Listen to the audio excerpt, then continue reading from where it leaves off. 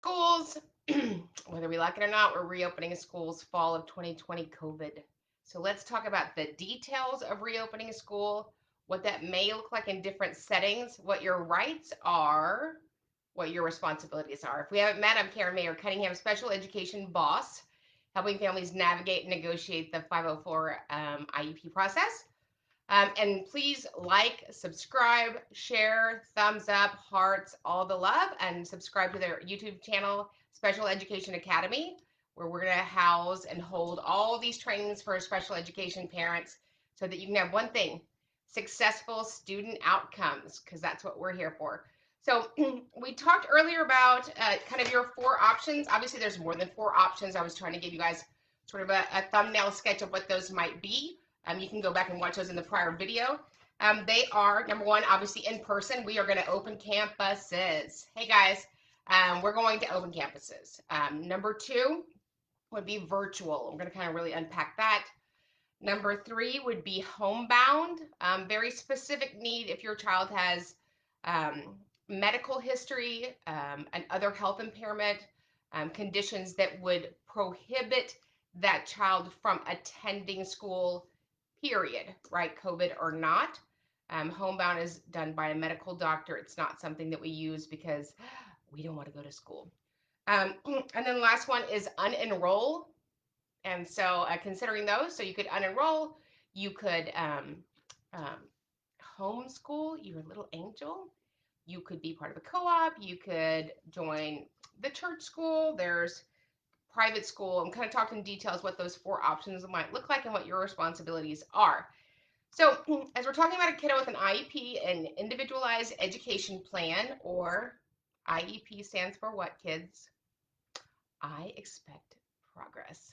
So as we're looking at that, how is my kiddo in special education going to be impacted as we go into these new settings? So I wanted you guys to send me questions. We're gonna be here all, I was gonna say all week, like it's the Tonight Show. It is the Tonight Show. We're gonna be doing these almost nightly. We want your questions answered. I know you guys are on a timeline, right? They were like, oh, we're gonna give you 3 seconds to decide. It's a pretty big decision because it might be setting your kid up for destiny or destruction. So that's pretty important. So kind of let's talk about what those pieces are, what that looks like for you. So one of my concerns is we're getting all of these little emails from school districts. And God bless teachers and school districts. I have no doubt that they are doing their very best with the guidelines they're given and the recommendations. However, my concern is kiddos with an IEP or 504 and how that impacts their ability to have civil rights, 504 accommodations, and or special education. So it's always about removing barriers that block access to education and special education. So in the spring, we talked about that you guys were due a meeting for consideration for compensatory time as FAPE, a free appropriate public education, was not delivered in the spring. It couldn't have been delivered because the building was closed. However, going back in the fall, it's a different set of parameters. And what I mean by that is that you wouldn't be denied FAPE because of COVID, because the school is providing you an opportunity to go to the campus. And so kind of want to unpack that a little bit, what that might mean for your kiddo. All right, so one of the questions that we got for virtual learning is, I watched your videos about the 4 choices parents need to make regarding their child's education this coming school year. If a parent chooses to do the virtual program, did you say that the parents will need to take on the teaching role and complete documentation sheets? So what I said was there's going to be a responsibility that the parents will have that they didn't have in the spring, right? So if your child is required, as I'm hearing now, to stand in front of the computer or the TV from 8:30 to 3:30, then somebody is going to have to be there to help them. Obviously, we don't drive off and leave our 11-year-old standing there. And so there is going to be a responsibility, and they have these fancy words, asynchrony, not syncra, the sync is backed up. I don't even have any idea what that means. However, if you choose to go virtual, there will be a responsibility on the parents for data collection, implementation. It's my understanding you obviously have to be there with your child. They're really wanting you to be in the same room. So I don't know about you, but for me, standing in the living room, for 7-8 hours may not be a big win. So those are things that you have to think about. Are you saying that it's okay for the teacher to send home data sheets for the parent to use to update progress on IEP goals? I'm not saying that, but the word on the street from what we're hearing from districts is that they're going to be providing you with forms that they would use as a teacher child in an educational setting. If so, can the teacher use the information I provide her to update the IEP? So when you say update, do you mean, are we making progress? They're going to use that data to make sure that we're doing one thing, that we're moving forward. The point of an IEP is an individualized education plan because we expect progress, right? If so, can the teacher use that to change placement? Again, everything's built on one thing: data, data, data. So that could be a consideration. Just not sure how much parents will be taking on. Last spring, you said it's not the parents' job to do the documenting as they are not the teachers. Correct. COVID happened. I don't think anybody ordered COVID, like a to-go bag. So that wasn't ready. That wasn't planned for. So there was a lot of grace given in the spring. Now we have a product that's available at school. And while I certainly honor and respect that that will not be some of your choices for a myriad of reasons, I just want to kind of share with you the impact, the implementation, and the expectation on said parents. That was set up if the parent received the documentation sheets to go along with each goal. Need help understanding this. So at the end of the day, you got to reach out to your school. I know that they are putting you guys under sort of this pressure that we're going to call you, all 6 million of you, with an IEP in the United States, and we're just going to find out what you want. So my recommendation to my families is if you're on the fence, tell them that you're going in person. Why would I say that? Because it's a long ways till we start school. I've got some schools starting August 12th. I've got some schools starting September 15th. And whether it's 7 days, 10 days, or 6 weeks, a lot can happen in between. And I would hate for you to remove that option for your angel, your cherub, to go to school because they might make a different setting that you would think that your kiddo would be successful and safe in. So it says, my kids have been in ABA for 10 years and we worked so hard to get them ready for public school. We did our FIE in February and we're ready for them to start middle school in May, then COVID. So torn as I have no clue how they would both do virtually. And I am single and they are both autistic in 2 separate middle school grades. No way I can be in both places to help online all day long. Their IEPs call for escorts between classes. I am also disabled and can't do this. How will they get their accommodations? So, so that's a great question. At home, obviously they're not getting much of the IEP, which would be inclusion, right? You're not there with your non-disabled peers. You're not doing many of the things that are listed as accommodations. And these are hard decisions. 79% of women that are mothers work full-time. So I certainly can't be in 2 places and pay the bills. And so that's why you're going to have to look at really what is the best option for you. And so there's not a great set of choices. There's so much unknown around it. However, I do want you to consider some things. Not telling you what to do, but just consider these pieces. Since COVID, however long that's been, it feels like forever. You have to think about that many other places have stayed open. Daycares, lots of places have stayed open. And one of the things I would ask you to consider is that probably schools have some of the best sanitation requirements and guidelines already in place. All of our kiddos in school now, they go back to school with a gallon of hand sanitizer anyway. And so I know that schools are going to take every precaution that they can. One of the things you might consider about virtual, in person for the first grading period, is that there are going to be people that aren't there. So that might be a great setting for your kiddo to have a smaller group setting when they start. Again, you're going to have to choose, and that's understandable for the schools. They got to do a head count. They have to see how many teachers they have. If you choose virtual and you decide after a week this is not working, you don't get to drop them off at school. So it's a grading period. So most elementary schools are 9 weeks, 45 school days, but 9 weeks. We're looking about October 15th, October 20th. And then you can adjust that at any time. Now, if you're at home, it's not really, I mean, if you're at school and you decide to come home, not really a big deal because you can just go virtual. That doesn't affect sort of the count of the teachers that they need. So that's one of the questions. That's a really good question. Yeah, if you're single, how do you do all that? And that's, I don't know, you would have to be Mary Poppins. Here is an email that I got from a school district, and it's a little concerning for me. And so, and again, the guidelines are what I would call wonky, which is not a legal word, but they're wonky. At the end of the day, it's up to each campus to decide how they implement the guidelines from their SEA or their LEA, their state education agency, or their local education agency. So your state's going to have guidelines, and then really you need to reach out to the special education director. You need to reach out to the principal. You need to reach out to whoever you need to get an answer from before you make that decision in writing. Definitely leans towards in person, absolutely. So here's a letter that went out from a school district. Makes me a little concerned. And I've seen many of these letters. I've seen videos. So let's just read it together with feeling.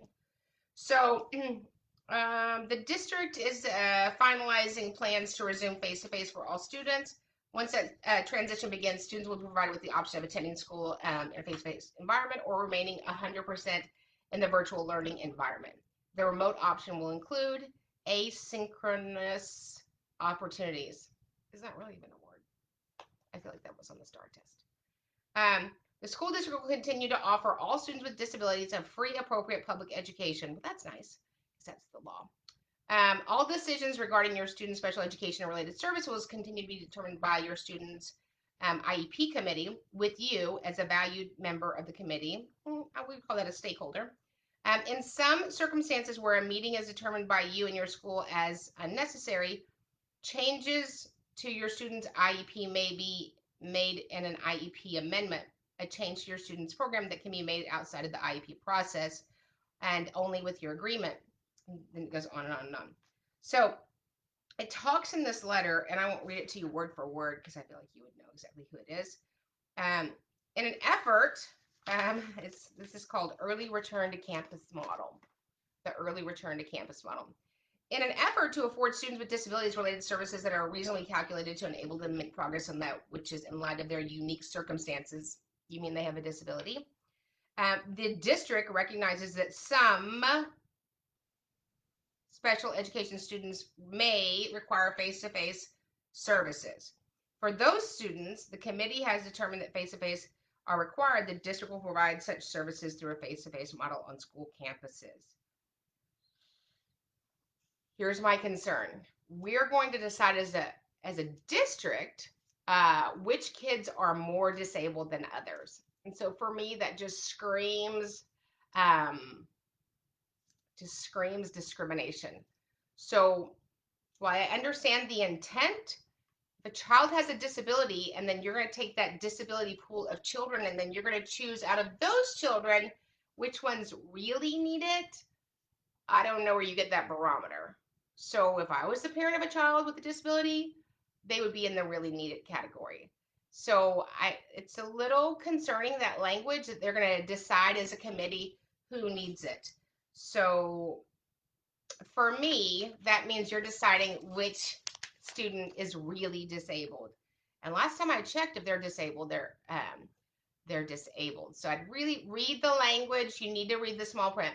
We recently received an email that said we need to log into a site on the school to choose our option or in person, but we don't have a login and ID, and I can't get through the line for help. I'm being on hold and still getting through. If we choose before that date, they say we need to decide. So whatever the date is, make sure that you have made your decision online, in person, snail mail, smoke signal, something. If you don't choose, they will choose for you. Okay. So have another letter from a school district. And I really have got to believe in my heart of hearts that their intention initially is good. Good afternoon. I hope you've all been healthy and been able to enjoy your summer. As you know, the school year is going to have a very different start. The school board, has postponed the start date and we'll be doing the first 4 weeks online. The district has determined district-wide master schedule. The new schedule does not match the typical schedule and separates each subject into synchronous and asynchronous learning times. With that being said, we will need to schedule an IEP meeting to discuss and determine the necessary adjustments to the education plan. Please let me know when and if you're available. 1, 2, 3, they offer 3 days with a 3-hour window. Wow. I feel like when you have 10,000 kids in your district with disabilities, that should cover it. So in this district, they're offering teachers are available on those days from this time to this time. We do have some flexibility to schedule the meeting at an alternative time if you provide permission for the teacher not to be there. Wow, that feels very collaborative and very legal, doesn't it? Please let me know when you're available. I mean, 3 days options with a 3-hour window. I mean, that should accommodate everybody on the planet, shouldn't it? I'm thinking we may need an IEP accommodations change, even though we finalize it may via Zoom. I'm just not sure what to ask for. Like, my kids won't be able to keep masks on without someone next to them constantly reminding them and help them. So here's a question about masks. So we're not going to make any child put on a mask. People have all sorts of reasons they don't want to put on a mask. Some feel like it's injustice. You're taking away their civil liberties. Some kiddos are allergic. Some kiddos have sensory processing disorders. You're not going to be able to police the mask situation. So I know that's been a concern. So let's kind of go over what would be, if you were just going to an online class, questions you would want to ask the school, right? And how we would implement that. So we're going online first, and a lot of you guys are going to do that. You're going to do online. You're going to do online for a grading period, a semester, till, I don't know, till next summer. And so these are responsibilities that you would want to know. Number 1, with your school, please discuss learning environment at home. Bring teachers, and this is how you would implement it. Bring teachers, related service provider, and parents together on a video conference to discuss what the parent needs to create a supportive environment for those items. A student with complex needs may benefit from adaptive seating to learn comfortably at a desk or a table. A room free of visual distractions, including non-therapeutic pets, so that student can more easily focus. You can just get rid of everybody else in your house. That sounds fantastic. A visual activity schedule with pictures and words posted on the whiteboard and other large spaces that offer step-to-step information on what the student can expect during the day. So the expectation from the school is that you're going to set up some sort of a learning environment for your kiddos, not just standing on the couch and jumping off the kitchen table. Okay. Next, offer concrete supports. Send home graphic organizers and social studies to help the kids navigate lessons. Also, you could make choice boards available online and or print and provide to the student. Have parents be provided a hybrid model, in-person and remote learning, to make sure that you send home identical products, exactly what you said you were going to do. Assistive technology use. Do not flood the student with picture symbols on his tablet or laptop without fully reviewing what vocabulary he or she knows. And they will say that's overwhelming. Work with the parent on what student knows and needs to know to work on his tasks while learning in a student-initiated and not adult-manipulated environment. Student-initiated and not adult-manipulated environment. I love that. Incorporate multimedia techniques. Use all sorts of things, sort of like they use in a school. Screens, objects, sensory diet. Let student learn from mistakes. Don't be afraid to correct the student remotely. Ask the student if they understand, and make sure that they are understanding your directives. So there's many things that you need to know about remote learning, right? They want you to set up a classroom, which would make sense, right? So that we're not just winging it every day. They want to provide you with printables, accommodations, supplemental aids, choice boards, those sorts of things that your kiddos might have been using at school to help them be successful. And of course, you need to keep your house quiet and no doorbell ringing from Amazon. We would like that. And no dog barking. Okay.